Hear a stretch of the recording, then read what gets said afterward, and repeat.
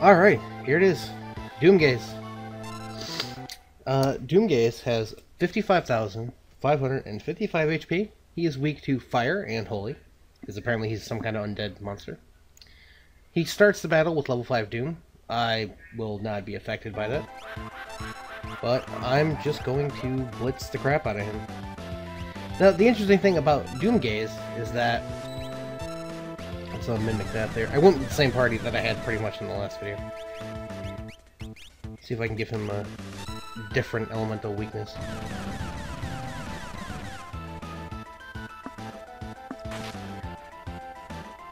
And the thing about Bum Rush is even though it seems to be based on your magic damage, now weak against poison. Oh, thank you.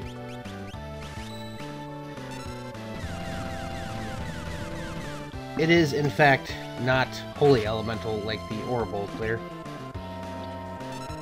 He likes to cast Doom, too. Usually it doesn't work. Now, basically...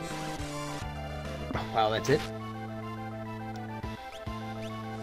I guess Vidu's gonna act as my de facto healer now, because... Honestly, attacking him with... Even with the swords that he has, it doesn't help too much. And he escapes. Now, the thing is that his HP does not reset. He doesn't start every battle with, you know, full HP. So, if you kill him, you do... Let's see, each time hit him with a blitz twice, plus the 2,300 or so from Sarah. So, that's about, what, 30,000 damage? So, next, he should only have about 25,000 HP left when I run into him again. It took about 2.5 minutes to run into him the first time of straight just flying around. The problem with DoomGaze is it seems like it's entirely random unless you want to run into him. Like, he will attack you at random just when you're flying around trying to actually accomplish something, but if you're just, you know, flying around looking for him, he never shows his ugly ass face. Like it's Figaro Desert. There's Narsh. I don't know if there's some kind of scripting algorithm where he's technically an invisible dot on the map, and if you run close enough to him, you catch him. It sounds like something Square might have done. If they did do that, I have no clue, like, if there's a way to know, or whatnot, so I literally have to just fly around until I find it. I would normally fast forward this, but it really isn't taking all that much longer. I know in the last episode I said that I wanted to ask you guys what you were doing first, or what I should do, and the reason why I am doing this now is because A, this is quick and easy, and was probably the thing I was going to do anyway, and, okay, emulator, knock it off, and B,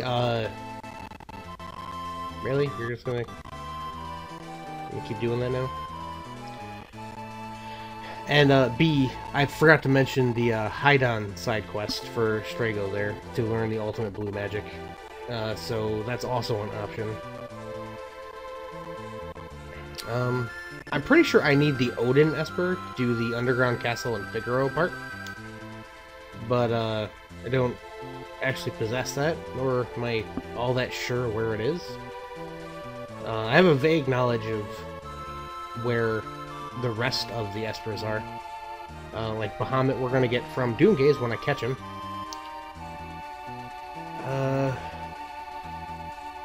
Alexander is in Cyan's Dream World. We missed out on Ragnarok because I got the sword, but that's no real never mind. All he does is turn people into items, and you can actually get some good stuff with that, but I believe the chances are pretty low.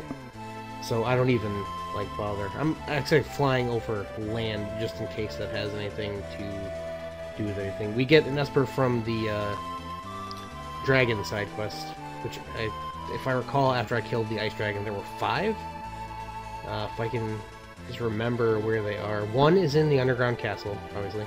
One is in the Opera House. One is in the Fanatic's Tower. I don't believe... There might be one in Kefka's Tower. Which sucks, because that means you gotta go kill him, and then come back. I don't recall where the last guy is. I'm pretty sure it's not in Cyan's Dream.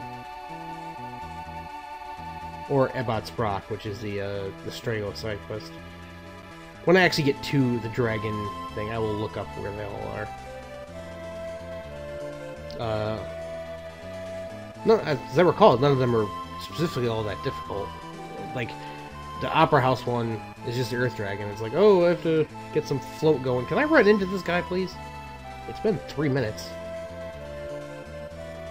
I'm sure my viewers are having a grand old time listening to me freaking whine my ass off. What is that? I don't know. That's Thamasa. That's Ebot's Brock.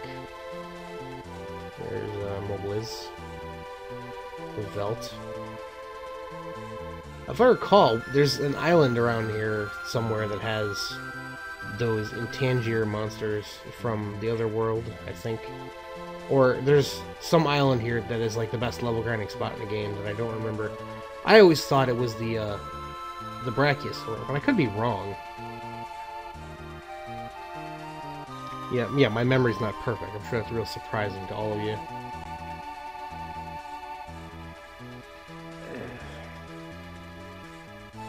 I'm waiting for, well, I suppose I'm not a big enough, like, YouTuber for people to care about, but I'm waiting for someone to go through all the time I was wrong and do, like, some nerd correction, like, well, actually, we said this, this, and that was clearly wrong, and then I have to be like, you know, I'm not perfect. In fact, some of the guides that I read on the internet aren't perfect. Like, you could read a walkthrough that seems like a detailed, you know, walkthrough, and then watch somebody let's play a game, and they do something, and it's like, oh, I did not know you could do that. And the walkthrough that I read made no mention of it. Will you please catch this guy? I'm just getting upset. Like I'm getting offended. I'm taking it personally.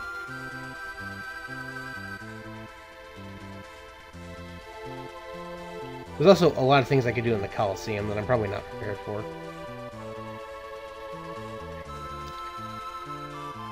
Actually, the Brachiosaur is... If you wanted to steal ribbons, that would probably be the best place to do so.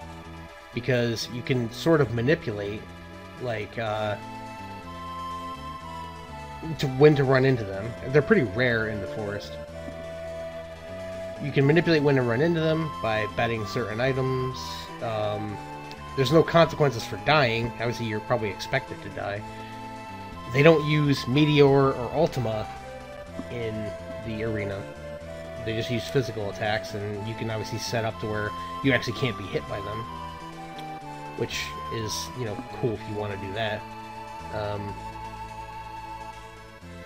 And you could set it so where, you know, you have the best chance to steal, and you do very little damage, and then you just essentially sit there in your invincible status and wait for him to either steal a ribbon, and then, well, then you have to, basically you can leave and come back, you know, like an hour later, and he'll have probably killed him by then, and you might have a ribbon. Alright, I'm gonna pause until I run into this clown, so I'll be right back.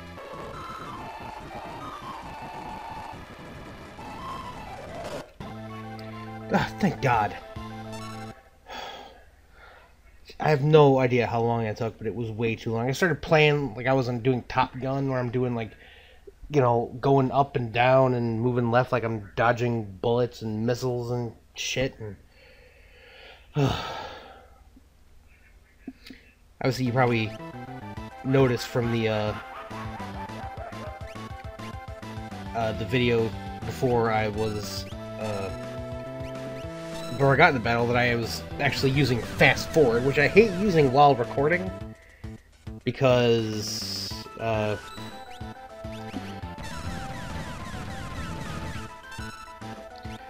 it likes to mess things up. Oh crap! Of course, right? Okay, well, it didn't work. I was trying to do that because I'm pretty sure you can runic Doom.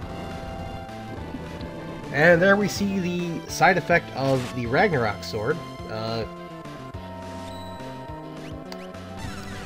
it in fact can cast Flare. And the sword that it turns into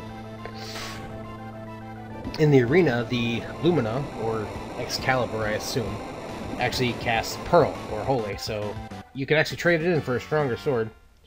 Which I don't think I'm ready to do yet, so I don't bother. And we get our reward for defeating DoomGaze. The Bahamut materia. Bahamut. I don't really care people with their nonsense about how to say that. But Bahamut teaches you the Almighty Flare spell, and actually has HP plus 50%.